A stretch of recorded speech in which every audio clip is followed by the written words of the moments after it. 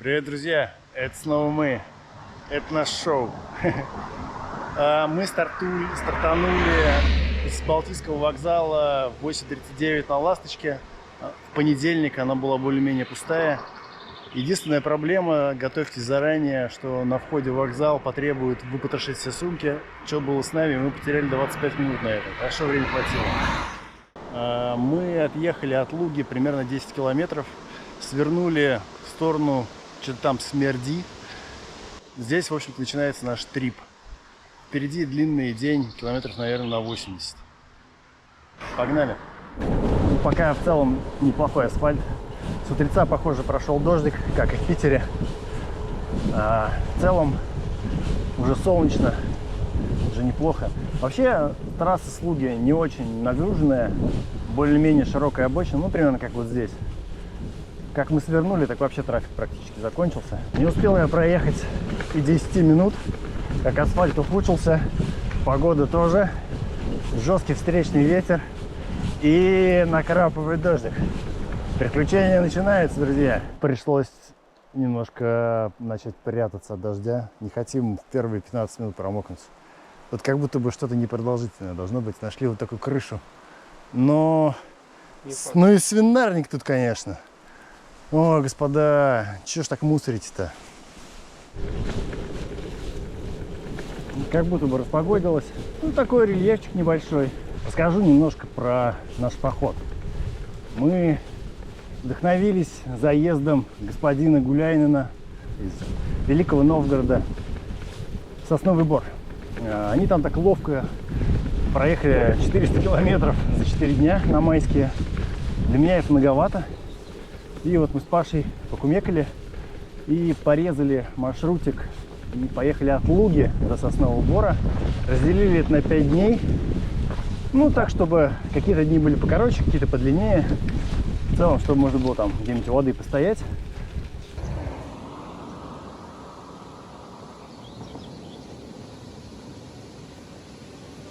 Представляю вашему вниманию велотуриста Павла на лавочке с велосипедом.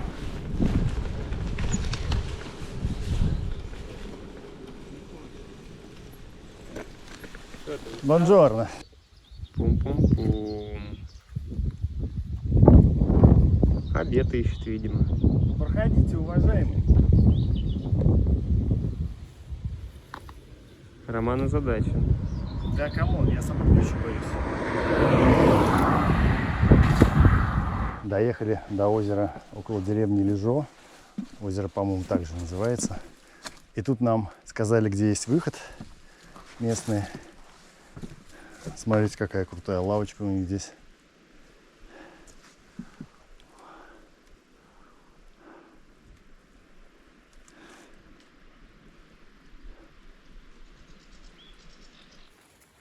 Комаров просто куча. Роман там контент надиктовывает. Мы думали здесь в первоначальном плане встать на ночь, а потом изменили немножко маршрут и решили здесь пообедать. Но сейчас что-то есть даже неохота, наверное, поедем дальше, чтобы пока просто посидим чуть-чуть, отдохнем и покатим. Ну, чтобы нам не было сильно скучно, нам добавили опцию грейдера по дороге. Но он после дождя такой мягенький, плотненький. Хотя на самом деле потряхивает.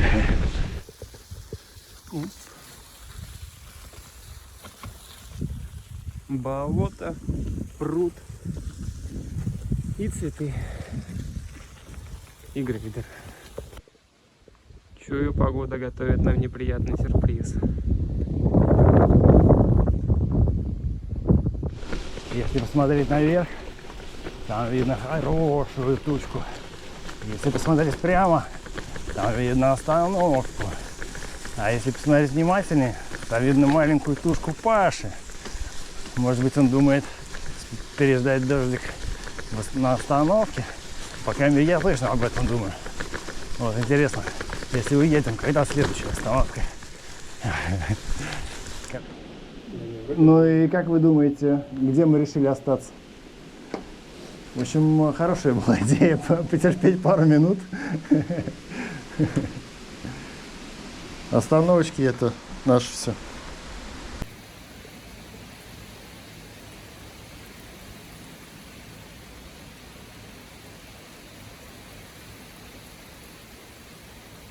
Так, дождик прошел. Мы поперли катить по мокрому грейдеру. Да, посмотрели, как летят уазики, тут у них тут четверки всякие. В общем, тут красиво у них, красиво. А погода вроде бы ничего. На самом деле дождик был, может, минут 15, там орешки перекусили. Тулим дальше теперь. Добрые, конечно, места. Вот здесь без палаточки постоять, да, в болоте. Хорошее место. И воды можно набрать, и комаров покормить. Ну, в общем, много дел переделать. Хороших. Дрова, да, вон лежат. Правда, 2 месяца сушить, да? Главное, что не... Да. Красиво. Блин, еще опять покапывает. Нам до пятерочки ближайшей деревни осталось километр, наверное, может, 1,5. Не знаю, успею, нет. Очень неохота мочиться. Но по грейдеру, короче, быстро не едется. Он еще влажный, колеса вязнут. Я прям чувствую, у меня ноги забиваться начали. Миссия успеть в пятерочку, пока не замок. Нахрен. Погода нас сегодня прям балует. Пятерочка. И дождь кончился, блин. Лол. Да, вот так вот выглядит погода спустя какое-то небольшое время. В общем, тут все крутится вокруг того, что успеешь ты за 5 минут найти себе убежище или нет. Ну так подмокли, вроде не особо сильно. Катим дальше. Так, мы в поисках площадки для обеда. А то мы что-то все никак не найдем себе место для отдыха. Тут где-то должно быть озеро. Вот нашли какой-то съезд. Озеро даже как будто вижу. А вот подхода к нему не вижу. Дорожка вот еще направо уходит. Бушкрафтим обед. Уже вскипятили чайку. Буквально прям в несколько минут. Дольше печку запускал, чем вода кипела. Сейчас будем варить рис. И у нас сегодня филе кролика. Не знаю, что на вкус. Надеюсь, вкус у нас не подведет. Время 4 часа дня. Нам где-то сегодня еще 40 километров надо проехать. Это будет заказник. Сейчас в лагере пока был, затестил сетку от комаров. Крутая тема. То есть типа на шляпу одеваешь. В моем случае я на шлем просто сверху накинул. Вот, и они отстали. Реально супер удобная штука. Быстренько собрали лагерь. И го. Немного дорожных приколов. Думаю, как интересно, у меня поджопник лежит тут. Вроде как будто раньше по-другому лежал. Думаю, интересно, как там тапки так улеглись. Поднимаю, а тапок больше нет. Друзья, я потерял тапки, еще не доехав до первого лагеря. Кек-кек-кек. Итак, 40 километров позади. Шикарный асфальт и погода.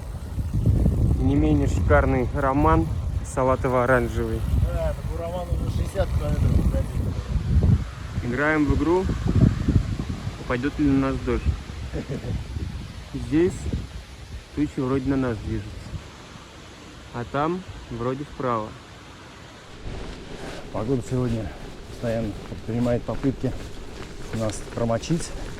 Мы прячемся, тучка убегает, немножко нас мочит, мы обсыхаем и все повторяется.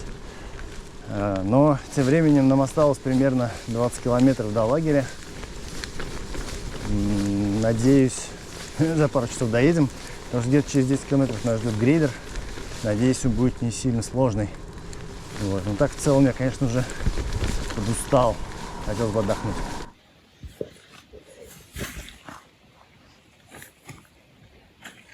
Смотришь, баба спрашивает, вам штаны на лето?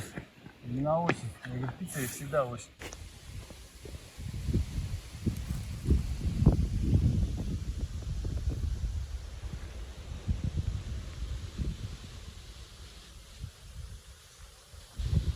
Мы опять удираем от дождя. Стали отдохнуть немножечко, тенечек, перекусить, водички попить. И начало опять капать. Но мы видим просвет и чалим в его сторону. Туча только над нами, даже тучу ее сложно назвать. Такое ощущение, что она нас весь день ищет. Съезжаем в сторону Большие Сабицы.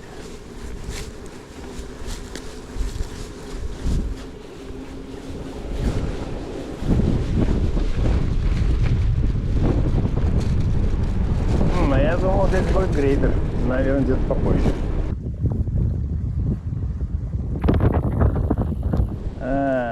Вот ты где, родной. А вот и грейдер.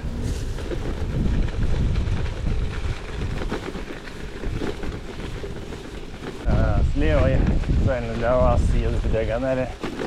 Слева тут у меня, похоже, картинка для заставки Windows или что-то того. Валим. О, еле вылез. На скиллах иду, на скиллах. Опять распогодилось. Опять жарко становится. Хотя ветер встречный сегодня, конечно, уже down. Так, у меня две новости. Хорошая. Нам осталось, походу, не знаю, 5-7 километров крутить сегодня. Вторая хорошая.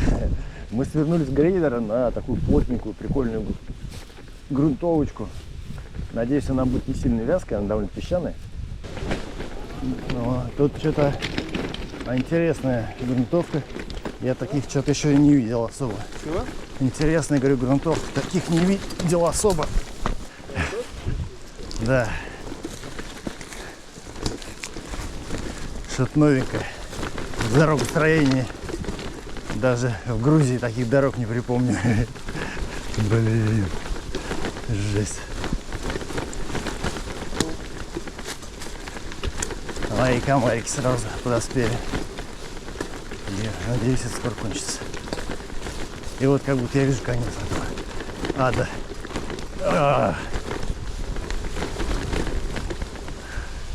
Я выжил.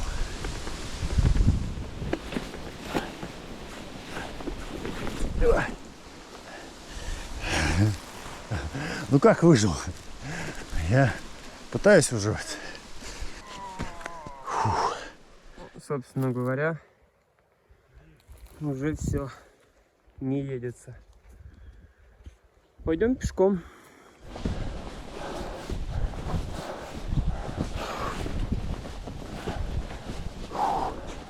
Получается иногда ехать, надо толкать. Это экологический маршрут. Тропа Александра Невского, чтобы вы понимали. Мы в заказнике, здесь красиво. Но прикол в том, что находиться нам здесь нельзя в связи с противопожарным режимом. Будем выбираться и искать где-то, где остановиться. Сейчас наберем где-нибудь воды, здесь есть источник, и поедем дальше где-нибудь искать место другое. А так места чудные. Это была бы жемчужина нашей поездки, но приходится скипать. А это я вообще не понимаю, что за река, но выглядит очень круто. Мы дошли до источников.